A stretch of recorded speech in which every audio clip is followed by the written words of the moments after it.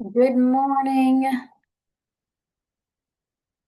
resetters. I might be the only one on the live call today, and that's okay because I know this is a little bit of a funky time, and I did kind of change it on you guys somewhat last minute, but it's all good. That's why we re-record these calls so you guys can catch up on it later. It is just kind of a busy week. It is a very busy week. Actually, who am I lying? Um, I've got a short week because of the holiday, and I'm cramming way too much in 2 days. And actually, right after this call, I got to hop into my car and I have to drive 4 hours to go do a client visit for my other job. So I'm going to keep this about 45 minutes long. Maybe some of you guys will chime in. Maybe you won't. You'd be surprised how many Zoom calls I just end up doing by myself. So I'm very, very comfortable just speaking to a screen. Zool is my audience today, right, buddy? He don't care. But anyways, hello everyone. Welcome to week 3. We're officially halfway done with the reset. Time flies when you're having fun. Um, Again, whether you're live here, which you're not, or you're watching the replay, I'm glad that you're here. First things first, drop your wins in the chat. Even my replayers, I need you to comment on this video. Give me a win. What went well this week? What did you notice? What did you notice with your hunger, your energy, your meals, your body, anything? Okay. And my second question is, what is your favorite Thanksgiving dish? Is anybody like really, really, really looking forward to something that they enjoy on Thanksgiving that they don't usually have? I'm not, I don't know if I have anything that's like, oh my God, blow my mind at the top of my list. Um, I just like, I love turkey on Thanksgiving Day, on Thanksgiving, but like, who eats turkey outside of Thanksgiving? I don't know. Maybe it's just us, but like, who just like roast turkeys? Which is funny. Like, it just seems to be like culturally like turkey is for Thanksgiving and nothing else. But I'm just not that big. Like, I like the dark meat. I like the turkey leg. Like, that is what I'm going for first. So, anyways, um, one more thought. I posted in the group a couple days ago, maybe yesterday, maybe the day before, I don't really remember, about an offer out to you guys. Because I've had a couple of you inquire so far about my private program, which is my 2-month long program. And for my resetters, I offer a significant discount for you guys to transition into my private program once the reset is done. But a couple things with that, like my prices are going up after the new year for everybody. So if you want to snag the lower price, which is $500 cheaper, you have to do it now. And you have 2 weeks after the reset is done to claim that offer. And it is the only time my program is discounted. I have zero Black Friday sales. I don't discount my program ever. So this is it. This is kind of your opportunity to keep the momentum going here. And here's the thing, you guys, 30 days is great. I love it. It's short, it's fast, effective, and it's enough to start moving the dial. And you guys have been noticing this, hence why you guys have inquired about continuing the work with me. Like, it's moving the dial, but we all know that it's going to take more than 30 days to lose the body fat that you want and unload probably decades of diet baggage that you've been carrying around. Okay. It just takes a while. It takes a while to unlearn and relearn kind of a new philosophy and understanding around bodies and dieting and fat loss and things. So this is the time.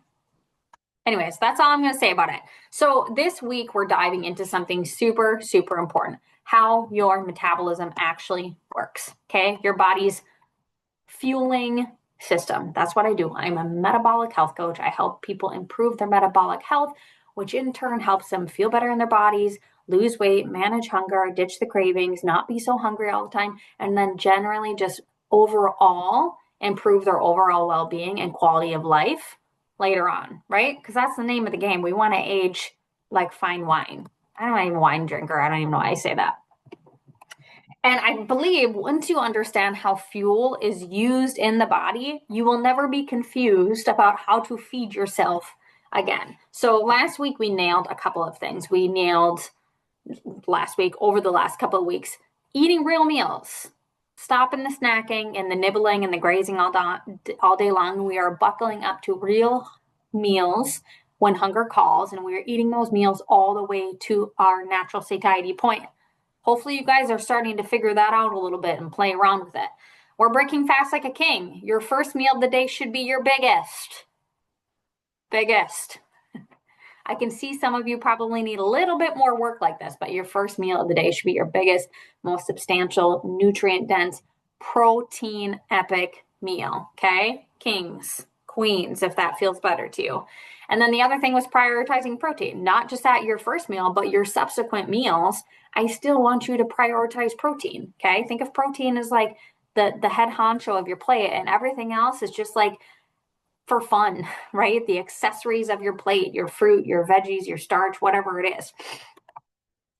This week, we're adding an additional layer to that about fuel flexibility, okay, and circadian meal timing. I promise this is going to be way easier than that just sounded, if that sounded super confusing to you. So part one of this is Metabolism School. This is like one of my favorite topics to teach, just so you know. Metabolism School, your fuel sources. So the human body runs on 3 fuels: carbs or sugar, glucose. I mean, I use those interchangeably. They are kind of all the same thing, essentially. They are fast fuels. Okay, remember your campfire analogy. It's the free sugar that's floating around in your blood, and it's your stored sugar, your stored glucose, which is glycogen. Okay, that's your twig fire, if you remember your campfire analogy. And then we have fat. Okay, essential fatty acids. Fat breaks down as essential fatty acids. They are your slow and steady fuel, and that is the main source of your fuel throughout the day. The human body mostly is a fat burning system predominantly. Okay, and these are your free fatty acids, and this is your stored fat. That's your log fire. Okay, your big log fire. And then we have ketones. Okay, don't get this confused with a ketogenic diet, but they also can be similar. But these are ketones. We're just talking about the fueling aspect of that, not the ketogenic diet. We have ketones, okay? They are clean, fast fuel made from fat by your liver. So once you start burning fat, once you start metabolizing fat, a byproduct of that fat metabolization is our ketones, okay? Protein is not really a fuel. Remember, we talked about protein last week. Protein is your nourishment, okay? Protein contains your essential nutrients, like the nutrients that you need to stay alive, is mostly all found in protein, okay? Protein is your builder. It maintains your house. It maintains your muscles and your enzymes and your immune system and your tissues and your bone. It shouldn't be burned, okay? We don't really burn protein unless we're starving, okay? If we were in a true starvation mode, which none of us are, then our bodies might start breaking down protein in order to get to those amino acids for that nourishment, because we need that. You know, the cool thing about protein that I don't think I talked about last week actually is it is very hard to store protein on our bodies, okay? We can store fat and we can store sugar pretty easy on our bodies, but we can't store protein because protein is such an important substrate in our body that has so many uses that there's almost always a job for it to do. Okay, we're not just going to store it. If we did by chance eat excess protein, we would just like oxidize it. We would burn it because it's just kind of pointless to store. Anyways, so we have a sequence in which our body will use fuel. It's called oxidative priority. You don't really need to know that. But the order is alcohol, protein, sugar, fat. Okay? We all know this, right? We've heard this, right? Like alcohol, if you're drinking alcohol, it is the first thing that your body will burn and metabolize because, oh, hi, Carlene. Hey, Carlene. She might just be tuning in. But anyways, we all know this, right? We know that we can't have high concentrations of alcohol in our um, bloodstream or we would die. So that's kind of your body's main priority. If we are drinking, that it must burn off that alcohol. And then protein, okay? But there's a caveat to this. And then sugar and then fat, okay? Sugar is pretty easy to burn off. Fat takes a couple additional steps to burn off. So hopefully you guys have kind of gathered this so far that if you are doing a fast, high energy, high output activity, your body will use a fast fuel, sugar. Campfire one.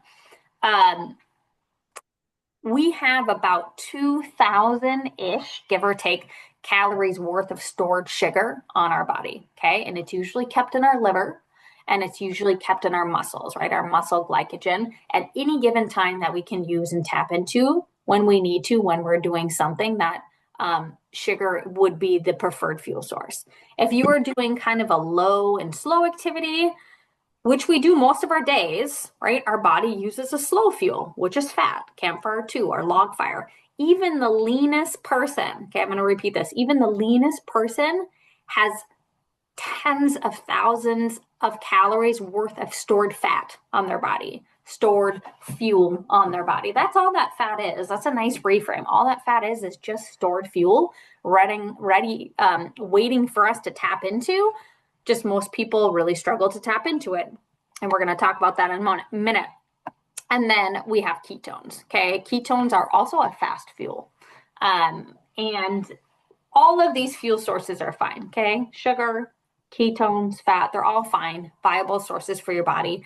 I don't really want people to fear these. We don't need to fear fat. We don't need to fear carbohydrates. We just need to understand how these fuel sources work in our body and the implications they have on our body composition and our hunger and our energy and all of those things. So the campfire analogy, I feel like it was pretty self-explanatory in the lesson, so I'm not going to go too deep into this, but campfire one was your twig fire, right? Your kindling. That was comparative to sugar carbohydrates. It lights fast, it burns out fast, and it needs kind of constant tending to. This is the blood sugar roller coaster that a lot of people reference and a lot of people live on. If you eat a relatively carb forward diet, you have to eat every 2 to 3 hours. Otherwise we feel like we're crashing, right?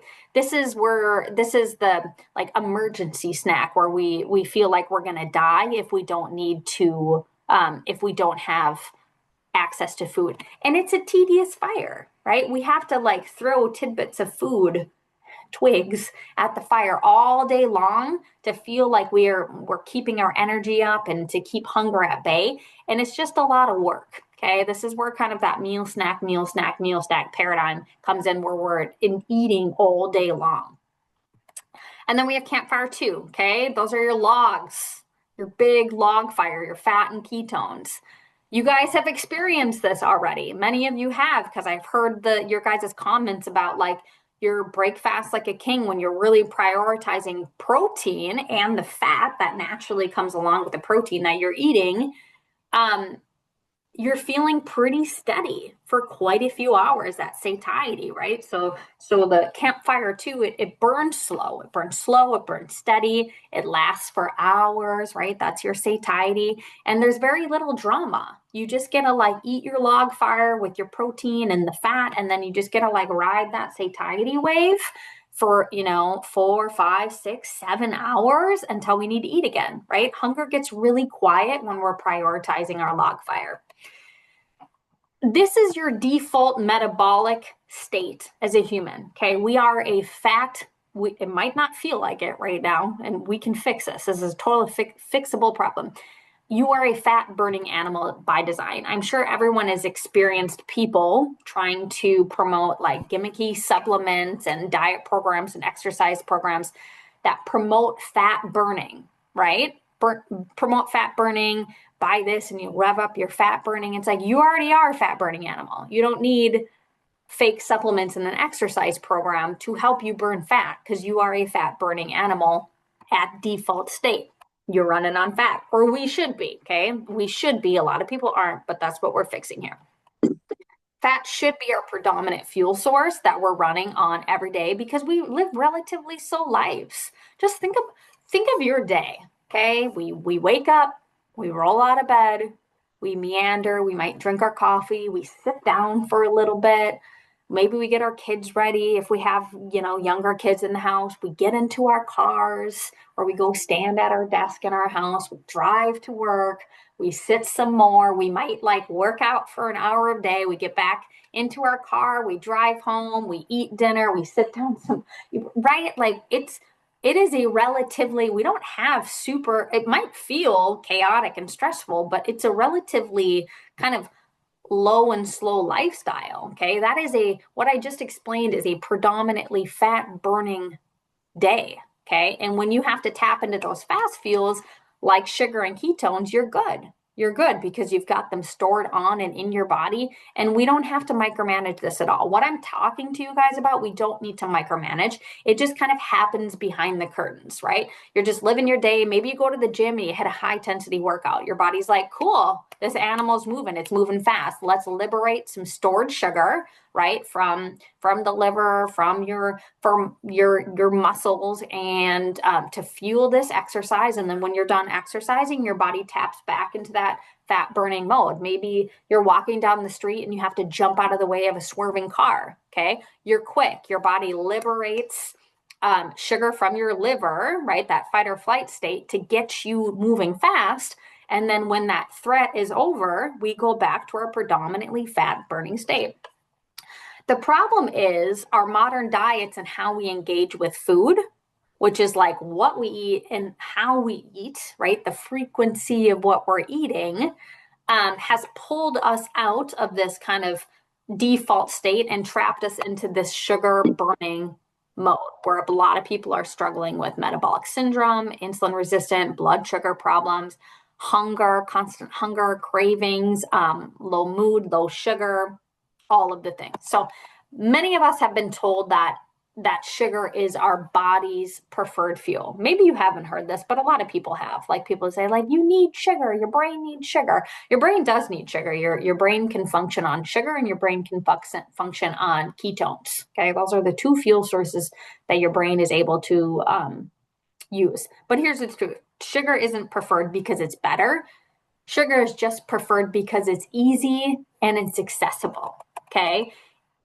If sugar is constantly available, hello, kind of the modern day diet, your body will always pick the easiest option. Okay. And it forgets how to burn fat. Our bodies have very little incentive to tap into stored fuel because we always have an influx of food and sugar coming in.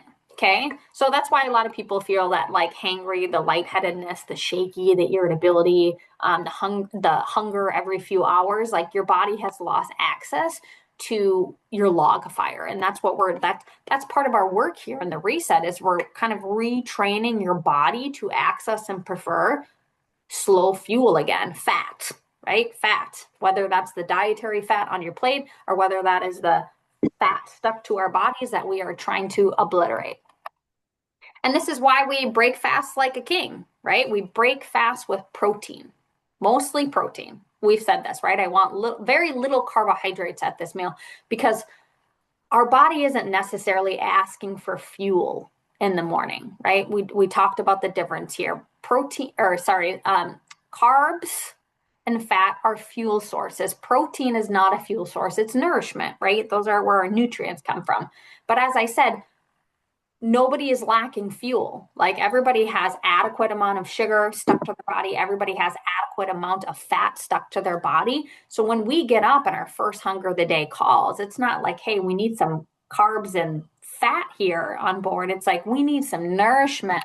Okay. So that's why we're hitting it hard with protein in the beginning of the day. This is why we eat meals and not snacks. So we have periods of time between our meals where our body can do other things like burn fat when we don't have an influx of food coming in all day long. This is why we reduced grain-based foods, reduced or eliminated. And there's two points of this, and one of them is grains can be irritating, right? They can cause a lot of digestive issues, they can cause a lot of inflammatory issues. And the other part of that is they are the biggest source of unnecessary carbohydrates in the human diet. Okay, so that's just our work on just like turning the dial down just a little bit at the sugar coming in, so our body learns to prioritize that log fire. This is why we choose human foods, right? This whole system just works better when we're eating our biological diets. That's it. And then we prioritize satiety, right? We are prioritizing satiety at each and every meal, because if we are hungry trying to lose weight, that is a losing game. You will not win. Oh, what else do I want to talk about? What time am I at? 9:24. That's pretty good. So a lot of women come to me and they talk about, they make statements like my metabolism's broken. I had one lady tell me that she wasn't born with metabolism, which I thought was kind of funny because we're definitely born with metabolism.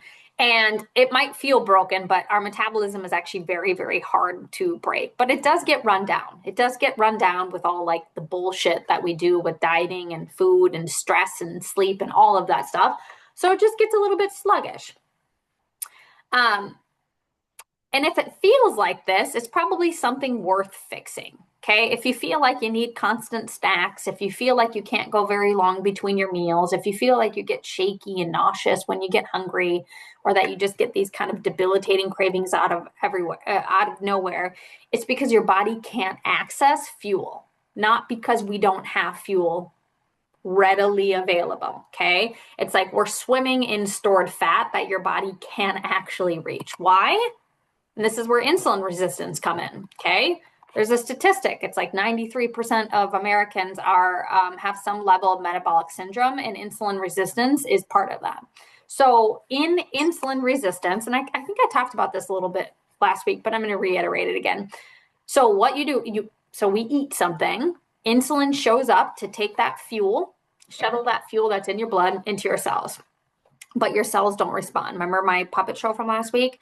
Our cells should be sitting here, hanging out open, waiting for fuel to come in, and your cell can use it for energy, blah, blah, blah, blah, blah.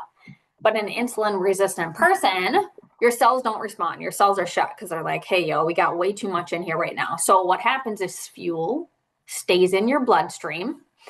Your cells remain unfed and unnourished, so there's no energy being made, yet you're hungry because the nourishment isn't getting into the cells, and your brain panics. It's like, we need fuel. Like our cells are sending this frantic message up to your brain like, hey, you guys, we're low on fuel. We need you to eat, like go eat. And that's where that like hunger and that emergency hunger and all of those like blood sugar swings come into handy. It's like your brain trying to encourage you to eat.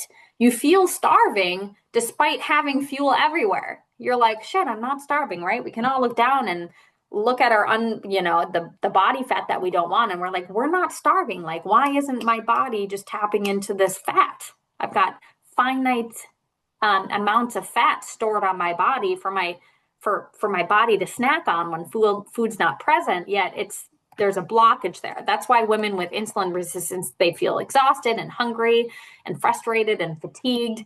But we're fixing this, right? We're fixing by reducing inflammatory foods.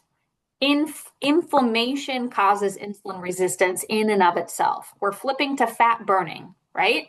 We're turning the dial on our metabolic furnace here. We're eating protein forward meals. We're breaking fast like a king. We're front loading our food, right? That's today's topic. Today's food fundamental. We're reestablishing the relationship between insulin and your cells. So the last part of this is your new food fundamental to try on for size this week and hopefully forever. I'm going to recap here really quick what we've done with our food fundamentals. So your first food fundamentals was Eat meals, not snacks. No more grazing. Break fast like a king. Prioritize protein. And now front load your food. Okay. Let's talk about when to eat and what your meal should look like after your big breakfast meal, right? Your subsequent meals, your Prince and your Pauper meals. This food fundamental is really simple. Okay. It is eat most of your food earlier in the day and taper off as the day goes on. That's really it. Eat most of your food during your waking earlier hours. This is called circadian meal timing. And it lines up with how your body is biologically designed to handle fuel throughout the day. So why does this matter? Okay, your body runs on circadian clocks. This is a 24-hour-ish rhythm that responds to light and darkness. Okay, when the sun rises, a cascade of metabolic hormones come online, right? Insulin comes online. Oh my gosh, serotonin, all of these like neurotransmitters, cortisol, all of these like daytime hormones start showing up for the day. And then your sleep hormones like melatonin and whatnot retreat back to the bunker. When the sun sets, everything winds down. So your metabolism is deeply tied to the circadian cycle. Morning time, that's like the go time, right? Your morning, your cells are wide open. Even in an insulin resistant cell, your cell is still just a smidge more open in the morning, and it's waiting for nourishment. Okay, your first hunger of the day is your biology tapping you on the shoulder and saying, hey, like, we're ready, feed us. Insulin, your fuel shuttling hormone, is most sensitive earlier in the day. That means more fuel goes into your cells to be burned as energy. That means less fuel gets stored as fat. You feel energized, you feel focused, and you feel stable. All right, guys, I have to pause for a second to plug my laptop in. I'm starting to think I need a new laptop because I just charged this bad boy, and for whatever reason, it's dying. So hold the phone. Hold the phone.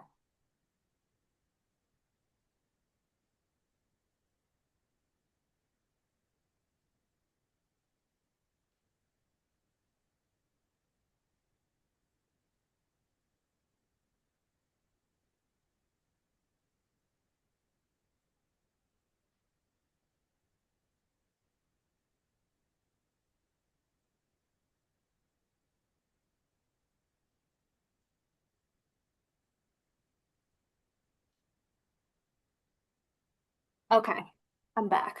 Sorry for that short delay.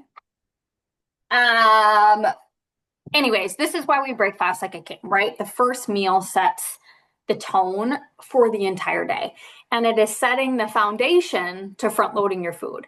If you are breaking fast like a king correctly, the front loading your food should just kind of fall into line.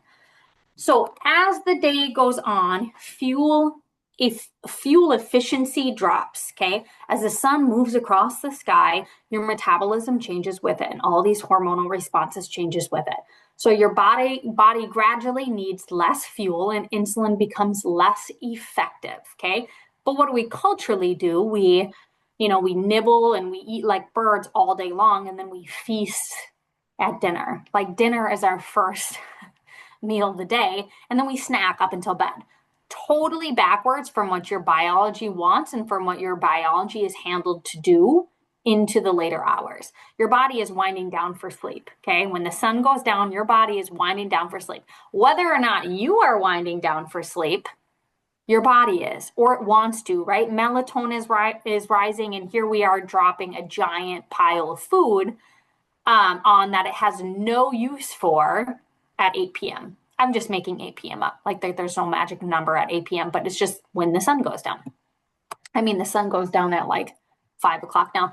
We actually try to eat dinner earlier. We're not always perfect about it, right? Sometimes we have like, friend dinners and stuff like that, and it goes later, and it is what it is. But we try to eat a little bit later or a little bit earlier in the winter when the sun goes down earlier, if we can. So what should meals look like after breakfast?